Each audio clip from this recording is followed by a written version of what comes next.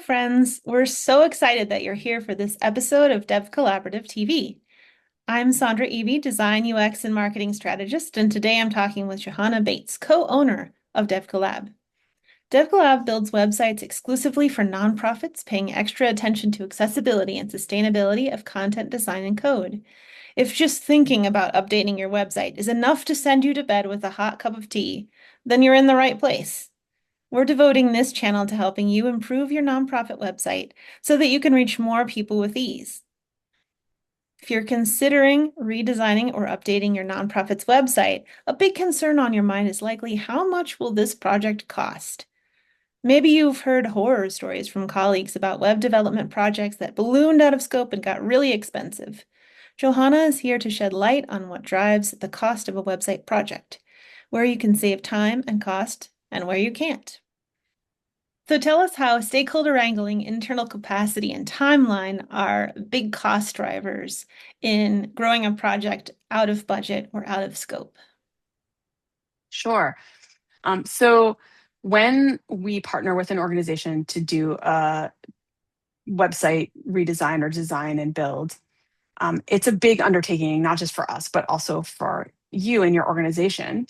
And there's a lot of things that have to happen on your side to keep the project on track. Stakeholders in your organization, all the people who need to sort of contribute to decisions around design and content are like cats.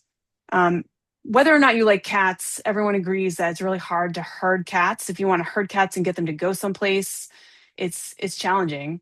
And there's a lot of decisions that need to be made on time. So it sounds like stakeholder wrangling is like cat herding. It's very difficult, and you need to plan enough time to do that.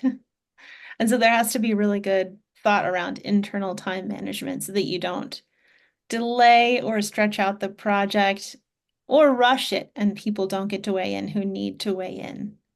So what do you do about that? How do you herd cats, as it were? Yeah, that's a great question. And what we do is we say that every project needs a client lead. And the client lead is the person on your team who's going to be the main point of contact with our team during the project. And they consolidate feedback and help keep things moving internally in terms of making decisions, drafting, editing, entering content, all the things that are sort of your part of the web redesign and build process. The client lead keeps those all on track and works more closely with us, involves other people in your organization only when needed. So a client lead is crucial. So that means if you're the organization, naming somebody in your organization who's going to be leading the project, making sure everybody has a say when they need to have a say, making sure there's no delays, it's not too rushed, and communicating with the developers about that is a great way to keep costs under control.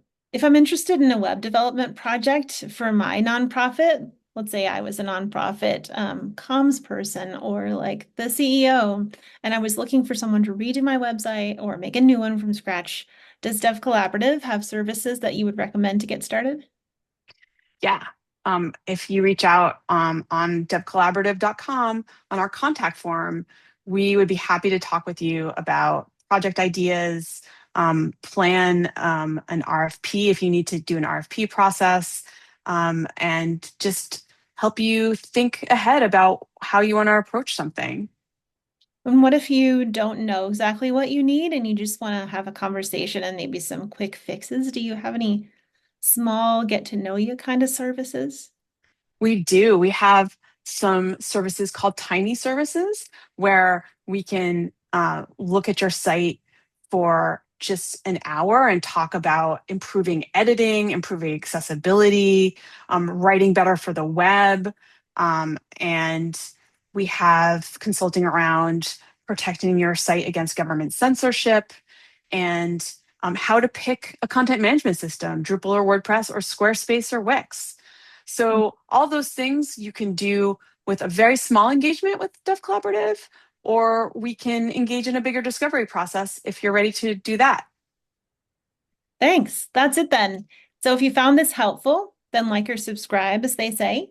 We would love to know what you think of DevCollab's new series and what questions or topics you'd like us to cover in the future. Share this episode with your Drupal and WordPress using colleagues who might find this helpful. As always, let's collaborate.